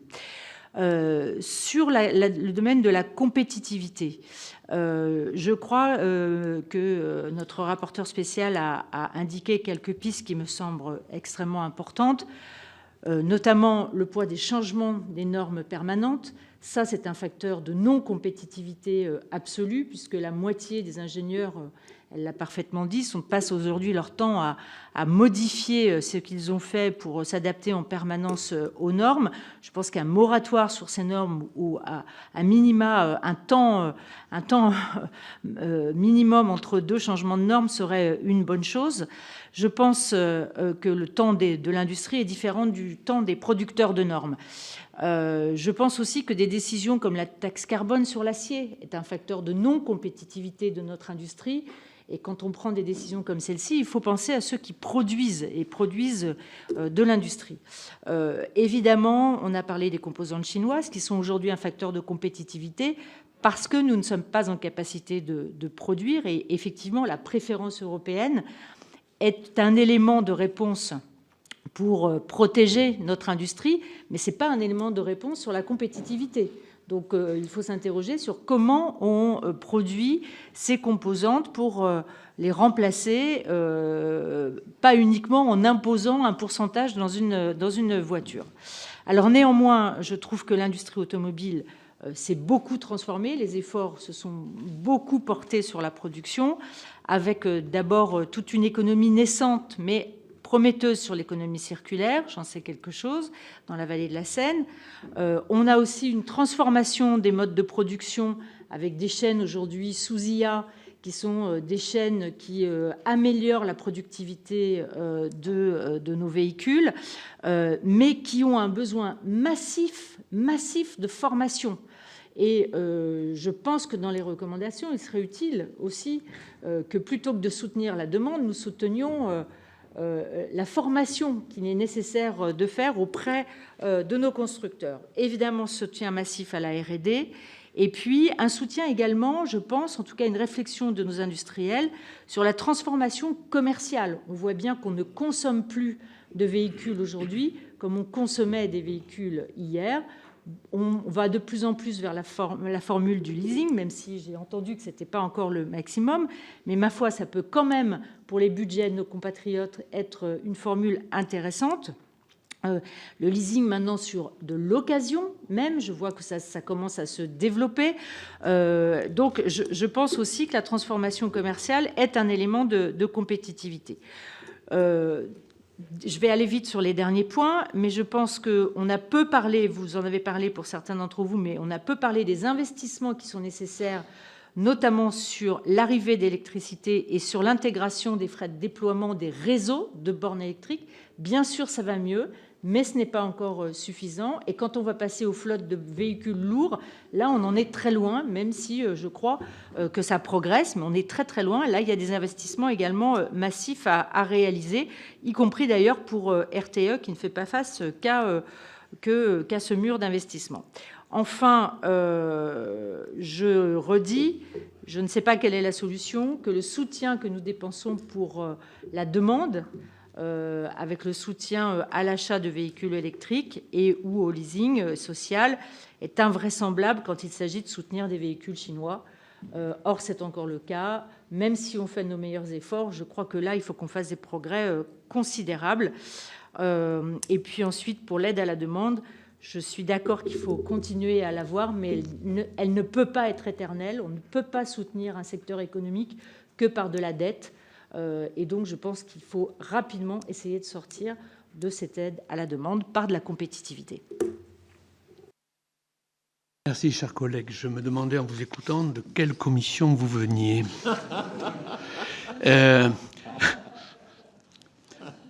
Thierry Cozic, puis Michel Canvet. Merci, Monsieur le Président. Merci à l'ensemble des intervenants. Je crois que c'est extrêmement intéressant leur analyse sur la filière. On sait qu'aujourd'hui, il y a de nombreux défis pour le secteur automobile, que ce soit à la fois la concurrence de la Chine, les tarifs douaniers américains, les suppressions d'emplois. Et face à une telle situation, l'Union européenne a finalement renoncé en fin d'année dernière au tout électrique pour 2035. Ça a été annoncé dans le territoire dont je suis originaire, qui est la Sarthe, qui représente aujourd'hui un peu plus de 5000 emplois, près de 40% dans la filière, dans la région. On voit clairement que les constructeurs souffrent d'un manque de lisibilité, alors même que les défaillances d'entreprises, ça a été évoqué tout à l'heure, sont en très forte augmentation. Donc ma question est la suivante, c'est comment aujourd'hui vous envisagez, comment vous évaluez l'impact de ce revirement européen, notamment qui est conduit par l'Allemagne, sur notre tissu productif à court et à moyen terme? Et j'avais une deuxième petite question qui concerne une étude qui a été menée par l'INSEE qui révèle que les coûts de production sont un frein majeur à l'activité du secteur automobile. Les acteurs sont principalement préoccupés par les coûts de l'énergie, qui touchent particulièrement nos industriels. Avec le conflit en Iran, ce conflit conduit aujourd'hui à une flambée des prix du pétrole, menace d'une nouvelle vague inflationniste pour une période encore indéfinie vers une hausse des prix à 1,7% ce mois-ci. Le secteur automobile risque de se retrouver encore plus fragilisé. Et pour limiter ce risque, quelles mesures spécifiques vous pourriez proposer pour le secteur? Merci. Merci Thierry. Michel Canevet, Jean-Raymond Hugonet. Merci Monsieur le Président. Je voudrais tout d'abord moi aussi remercier la Cour pour nous avoir donné d'excellents éléments d'analyse de la situation qui ne font sans doute que conforter l'idée qu'on s'en faisait, mais je partage, Madame la Présidente, totalement les recommandations que vous avez formulées. L'inquiétude, c'est effectivement que nous avions un secteur d'excellence en matière industrielle dans notre pays et que la production s'est totalement effondrée, divisée par 3 quasiment en 20 ans. Et on peut s'inquiéter de savoir si pour d'autres secteurs d'excellence, je pense à l'aéronautique en particulier, s'il ne va pas arriver la même chose, parce que les normes et les contraintes sont effectivement beaucoup trop fortes et pénalisent sérieusement les filières économiques. Et donc je voulais interroger les représentants de l'administration pour savoir si, franchement, ils n'ont pas le sentiment que ces normes et ces contraintes handicapent sérieusement nos acteurs économiques dans notre pays. Ensuite, sur le volet des incitations financières de l'État, je crois qu'il faut là être beaucoup plus sélectif. Pour ce qui concerne les bornes électriques, par exemple, à mon avis, l'intervention financière de l'État par le crédit d'impôt ne peut se justifier que dès lors qu'on a recours à des bornes intelligentes qui prévoient l'avenir.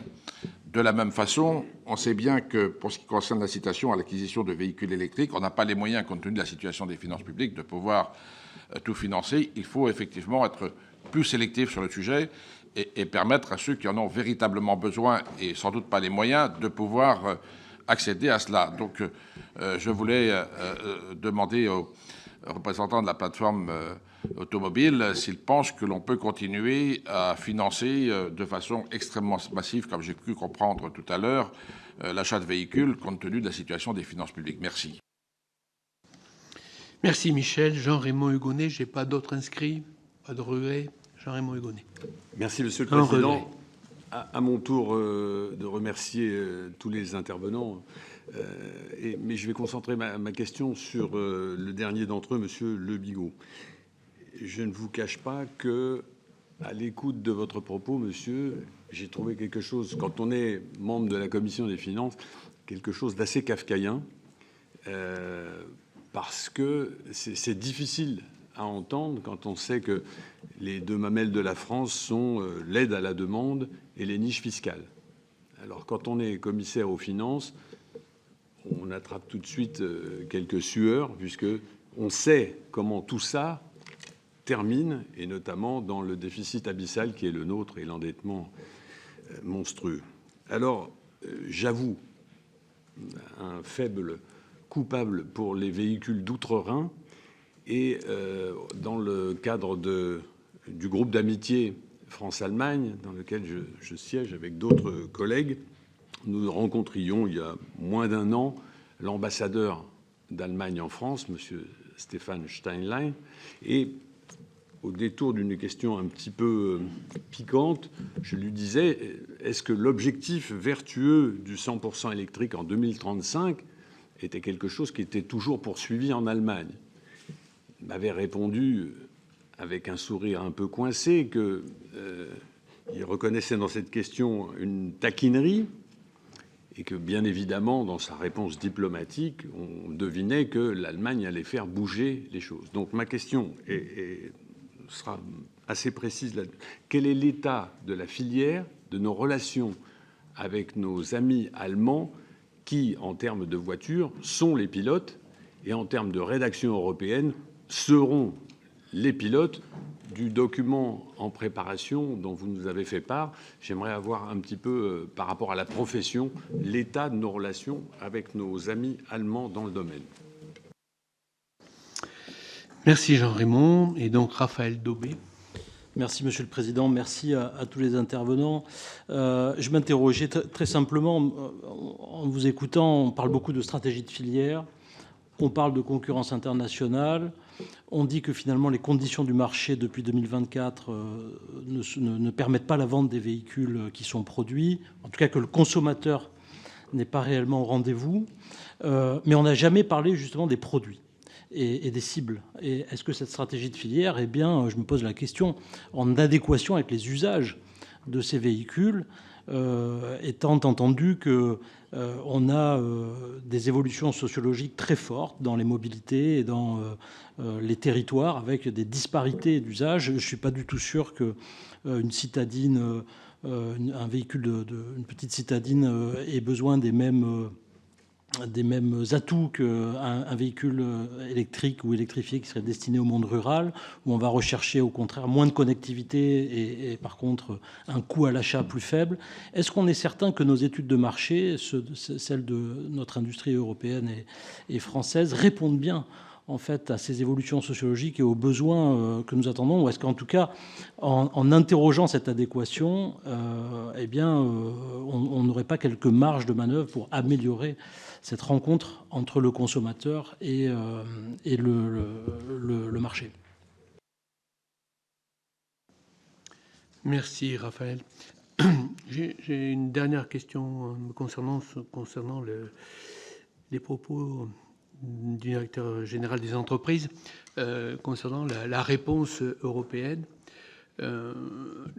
Lorsque les Européens se sont implantés et ont beaucoup vendu en Chine, et il n'y a pas si longtemps que ça, il fallait passer, en tout cas très largement, pas toujours, mais très largement, par des accords, c'est-à-dire par des partenariats où il y avait une entreprise chinoise qui avait 51 et l'entreprise européenne 49. Ça paraît simple, quoi. D'ailleurs, mettre des systèmes équivalents rapidement. Est-ce que c'est totalement idiot? Moi, je suis fatigué de voir que les choses, quand on a des mouvements brusques dans l'industrie, on en a, et c'est logique, la comparaison internationale, bon, voilà. Le temps de réaction soit sans lien avec l'attaque. C'est-à-dire à quel moment... Moi, je ne voudrais pas qu'on fasse des co-entreprises au moment où finalement c'est fini. Il n'y a plus d'industrie française. Voilà. Donc, est-ce qu'on peut être un peu plus réactif en Europe, hein, monsieur le directeur général? Bon, est-ce qu'on peut y arriver, quoi, être un peu plus réactif? Voilà. Alors, on va commencer... donc, en donnant la parole à monsieur Le Bigot, s'il le veut bien. Alors, s'il veut bien rester sur les questions qui le concernent, qu'il souhaite traiter, peut-être en 5-6 minutes, s'il le veut bien.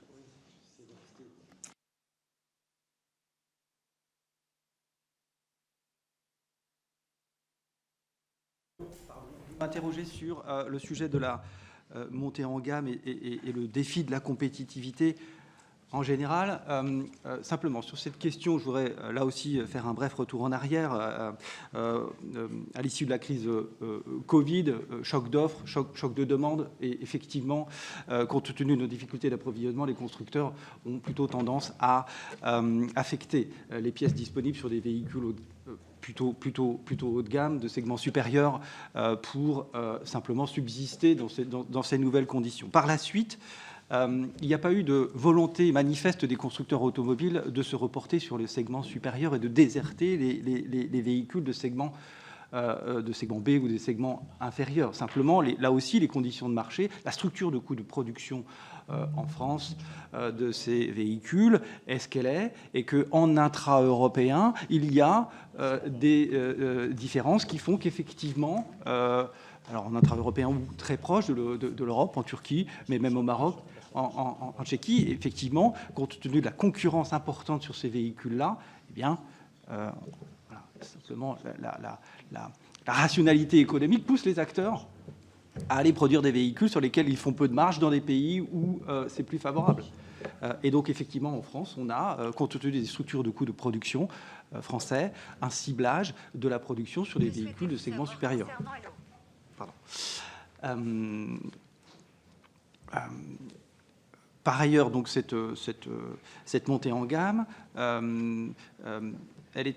Alors, il y a un sujet lié à la réglementation européenne. On a évoqué les échéances réglementaires qui ne cessent de venir s'ajouter tout au long de l'année, tous les ans jusqu'en 2030, avec plus de 100 nouvelles échéances réglementaires pour lesquelles les constructeurs automobiles sont obligés de faire des développements, des homologations, et ça coûte énormément. Et c'est la raison pour laquelle, dans le cadre des travaux européens en ce moment, on s'interroge sur l'intérêt de geler la réglementation pour les petits véhicules électriques. Ça, ce serait extrêmement profitable pour être en capacité de reproposer un véhicule de segment B à des tarifs acceptables par les consommateurs, simplement en évitant d'avoir à refaire des développements, des homologations en permanence, comme nous l'impose la réglementation européenne. Et on compte là aussi défendre ce gel de la réglementation, qu'on nous permette pendant 10 ans de commercialiser ce véhicule sans avoir besoin de faire des retouches techniques sans arrêt.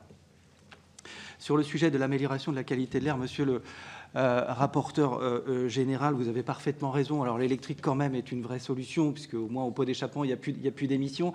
Vous avez raison, c'est pas pour autant qu'il n'y a plus d'émissions de particules. On a des sujets sur les pneus, les freins, mais tout de même, il y a un gain assez important. Sur les particules de pneus, c'est plutôt des grosses, je ne suis pas sûr que ce soit des PM2,5, c'est des agrégats d'ailleurs de particules issues de la route et de particules de pneus qui sont relativement lourds, alors certes qui peuvent effectivement par lixiviation voilà, se répandre, mais il n'y a pas de... C'est plutôt des petites particules. Et sur ce sujet-là, je voudrais dire simplement que, certes, le passage à l'électrique est une vraie solution, mais on a aussi, compte tenu du parc qui ne cesse de vieillir en France, parce qu'on ne renouvelle plus que 4% du parc de véhicules circulant par le marché du véhicule neuf. La crise des volumes, c'est aussi ça. Le parc vieillit, et donc il y a un vrai intérêt à aller mettre à la casse les très vieux véhicules du parc. C'est la raison pour laquelle nous poussons une prime à la conversion qui permettrait aux ménages qui disposent d'un véhicule très vieux de le moderniser. Alors, certes, avec un véhicule électrique, mais il sera plutôt d'occasion, donc d'où l'intérêt d'une prime à la conversion pour du véhicule électrique d'occasion, mais pas simplement. Pour des raisons de capacité d'achat, il faudrait aussi être proposé des dispositifs de prime à la conversion pour des véhicules thermiques, essence, critère 1, récent. Sur le sujet du revirement européen, il n'y a pas de revirement véritablement à ce stade dans les discussions européennes. Certes, la Commission européenne propose de modifier les objectifs du moins 100% qui engendre le tout électrique à l'horizon 2035 par un moins 90%, mais à ce stade, les conditions qui encadrent ce moins 90% sont relativement strictes, et pour nous, en tant que constructeurs généralistes, c'est l'équivalent d'un moins 100%. Donc on a encore du travail à faire pour pouvoir véritablement opérationnaliser ce moins 90%, parce que, à titre d'exemple, le moins 90%, la Commission européenne propose de compenser les émissions résiduelles associées à ce moins 90% par l'intégration d'acier vert. C'est une bonne approche, parce que de toute façon, À terme, il n'y a que l'indicateur de l'analyse de cycle de vie qui consiste à regarder quelle est l'empreinte carbone de production de tous les matériaux qu'on utilise dans le véhicule, qui sera l'indicateur qui nous permettra de mesurer notre état d'avancement par rapport à la neutralité carbone 2050. Donc ça va dans le bon sens. Mais aujourd'hui, nous demander de mettre de l'acier vert pour compenser les émissions résiduelles, malheureusement, l'acier vert est à un coût tellement prohibitif que ce n'est pas une solution pour les constructeurs généralistes que nous sommes. Donc nous considérons que le moins 100% demeure dans l'état actuel des textes. La crise pétrolière en cours est une opportunité. On va le mesurer, je pense, rapidement dans les niveaux de commande de véhicules électriques, parce qu'il s'agit d'électrifier les usages. C'est une des réponses, à la fois au plan industriel et pour les ménages. Et on s'attend effectivement à ce qu'il y ait un rebond de la demande de véhicules électriques d'occasion liée à cette crise pétrolière. L'impact des aides à l'achat, en particulier pour les consommateurs. Je voudrais simplement dire qu'aujourd'hui, c'est neutre pour les finances de l'État, puisque les aides à l'achat ont été basculées sur les certificats d'économie d'énergie et que les obligés, qui sont les énergéticiens, sont à la recherche de toute opération standardisée permettant de faire des économies d'énergie à leurs clients. Et les fiches transport sont une bénédiction parce qu'ils ont du mal à trouver des opérations standardisées pour atteindre leurs objectifs. Les objectifs sur les certificats d'économie d'énergie sont très importants et donc ils considèrent que cette nouveauté consistant à proposer des aides à l'achat pour les ménages financés par les certificats d'économie d'énergie est une vraie opportunité et ça ne coûte rien à l'État, ce qui signifie d'ailleurs que la taxation sur les malus est désormais une véritable taxe, une fiscalité de rendement, parce que les recettes de cette taxation ne reviennent pas à l'automobile. Voilà ce que je pouvais vous dire. Sur les co-entreprises, peut-être dernier mot, pardon, je pense que j'ai déjà dépensé mon temps. Vous avez parfaitement raison. Ce qu'on constate, c'est qu'on a des critères dans le texte européen qui institue la préférence européenne qui prévoit qu'au-delà de 100 millions d'euros, eh bien, les investissements sont conditionnés à des joint ventures. Mais malheureusement, ce qu'on constate, c'est que dans les territoires, on a des entreprises qui se font racheter par des acteurs chinois et qui sont bien en deçà du seuil de 100 millions d'euros et que là aussi, eh bien, ça participe de la désertification de nos territoires sur le plan industriel et parce que les acteurs chinois peuvent racheter et ensuite faire du dumping sur les prix, qui participe aussi de créer des conditions économiques difficiles pour nos acteurs européens. Merci. Pardon ? Oui, avec nos collègues allemands représentant l'industrie automobile, nous avons d'excellentes relations et nous travaillons très, très étroitement pour essayer de converger sur des positions au regard de l'ensemble des textes qui sont discutés à l'échelle européenne. Merci pour cette réponse très diplomatique.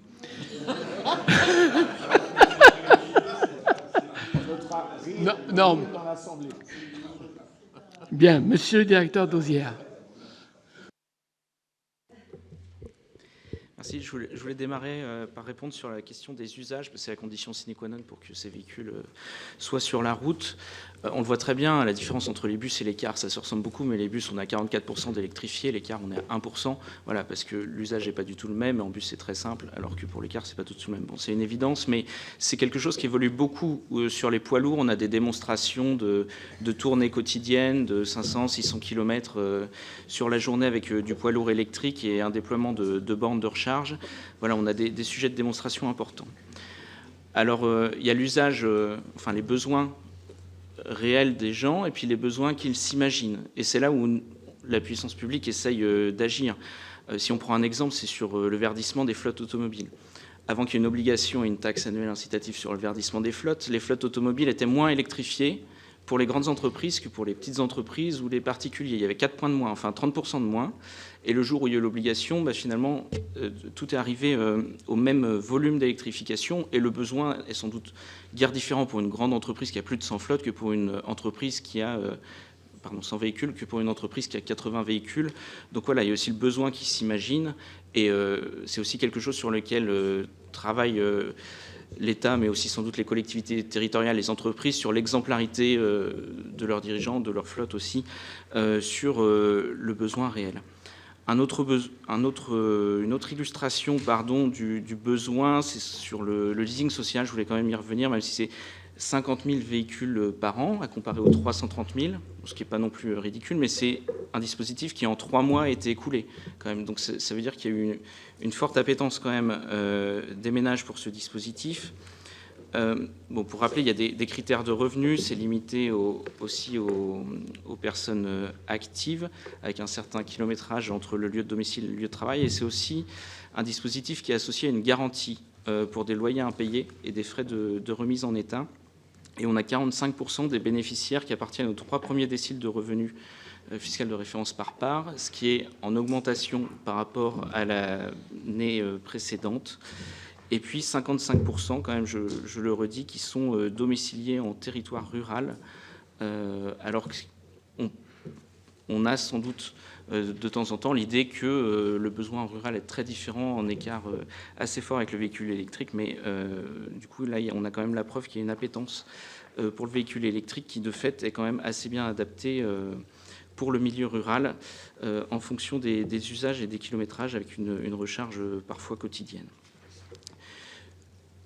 Sur la réglementation et la nécessité de fonctionner par paquet, je pense que c'est quelque chose sur lequel on travaille, et une illustration est que la Commission européenne, en décembre, a travaillé sur un paquet européen avec plein de textes, j'en vois au moins 5. Il y a les textes sur la préférence européenne, mais la trajectoire sur les véhicules légers qui a été évoquée juste avant, aussi la trajectoire sur les véhicules lourds, un règlement tout nouveau sur le verdissement des flottes au niveau européen pour répliquer ce qui se fait au niveau français, et puis aussi un règlement omnibus pour régler justement les histoires de calendrier de réglementation, qui sont souvent d'ailleurs internationales au-delà du niveau européen, mais aussi pour définir ce que pourrait être une nouvelle catégorie de véhicules, de petits véhicules électriques. Voilà, parce que dans la stratégie industrielle, c'est aussi important de parler de ces nouveaux modèles en même temps qu'on parle des trajectoires des modèles un peu plus classiques. Donc voilà, un travail de faire les choses ensemble, et au niveau des interlocuteurs, c'est avec la Commission européenne, l'Allemagne, mais aussi l'Italie, qui joue un rôle important dans ces négociations, et aussi d'autres pays, bien sûr. Donc voilà les réponses que je pouvais apporter sur ces questions. Merci. Merci, monsieur le directeur général. Monsieur le Président, vous avez soulevé plusieurs points importants sur la gamme. Pour revenir un instant sur le fait que, d'abord, je redonne cet exemple, la R5 électrique produite en France me semble une évolution en termes de positionnement de gamme de la production en France, et c'est une évolution réussie puisque les ventes sont très bonnes.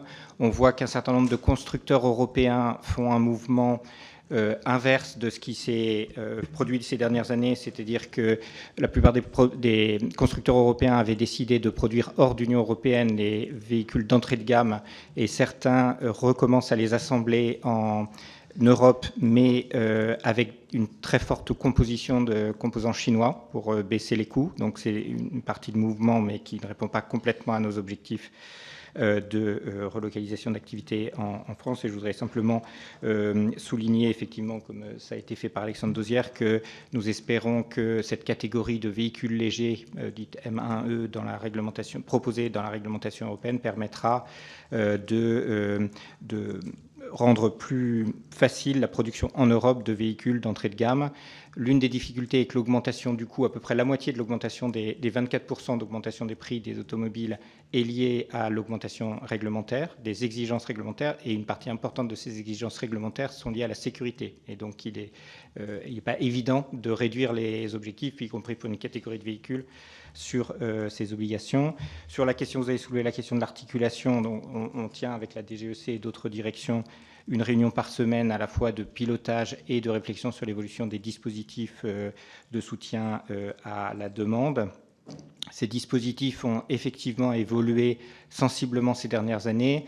J'espère que ça a été rappelé, le fait que ces dispositifs, qui étaient des dispositifs budgétaires, soient passés par un financement par C2E, permettra d'assurer une meilleure stabilité des dispositifs dans la mesure où une partie, pas toute, mais une partie des évolutions passées étaient liées à la contrainte budgétaire et au fait de réduire la dépense budgétaire. Donc j'espère que ce sera un moyen d'assurer une plus grande stabilité.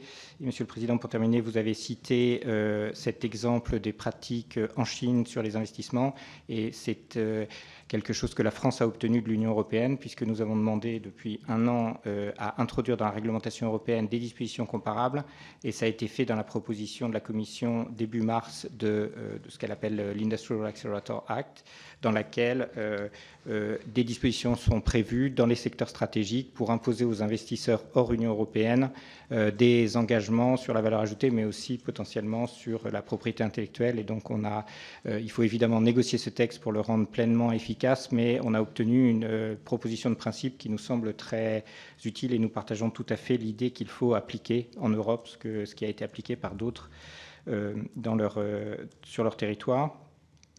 Je partage évidemment l'enjeu soulevé par Sophie Primas de compétitivité, et il nous semble que les efforts faits à la fois en termes d'innovation, et Madame le rapporteur spécial a mentionné le véhicule conçu par logiciel qui est un vecteur de compétitivité extrêmement forte, et les constructeurs chinois qui maîtrisent cette technologie en tirent une partie de la compétitivité de leurs véhicules, et il nous semble que c'est un bon exemple de la manière dont l'innovation telle que nous la soutenons peut conduire à améliorer la compétitivité des productions européennes.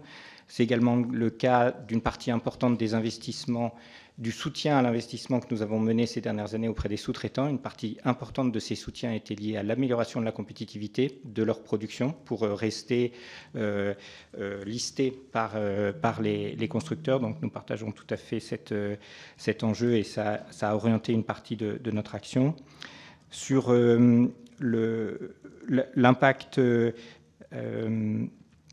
l'impact thyrécosique du revirement sur le 90%, c'est d'abord une négociation qui est en cours, et j'en profite pour répondre sur l'Allemagne, puisque nous parlons à la fois avec les constructeurs et bien sûr le gouvernement allemand, et la question de savoir si cette flexibilité aujourd'hui proposée par la Commission de 10%, donc pour passer de 100 à 90%, sera la décision finale à l'issue des négociations ou pas, est encore ouverte. D'ailleurs, on voit qu'au sein de la coalition allemande, il y a un débat sur ce sujet, sur quel est le bon niveau de flexibilité. Il y a d'ailleurs un débat aussi, tel que nous le comprenons, entre les constructeurs allemands sur ce sujet.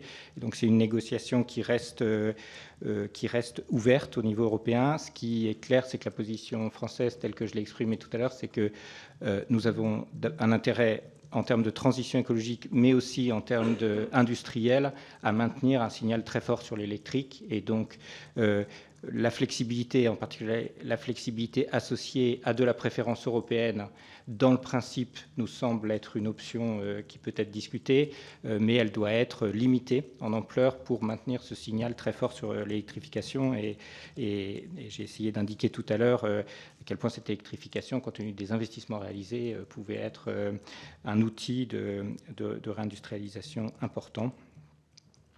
Voilà, pour être bref. Merci, Monsieur le Directeur Général. Nous concluons donc cette table ronde avec Madame la Présidente de la Première Chambre. Merci, Monsieur le Président. Bon, beaucoup de choses, bien sûr, ont été dites, mais je voudrais revenir sur un point qui peut-être n'a pas été encore abordé. C'est, dans la situation actuelle de nos finances publiques, celui de nous assurer de l'efficacité des aides compte tenu de l'ampleur des soutiens qui sont versés. Alors pour ça, les 4 premières recommandations du rapport vont dans ce sens.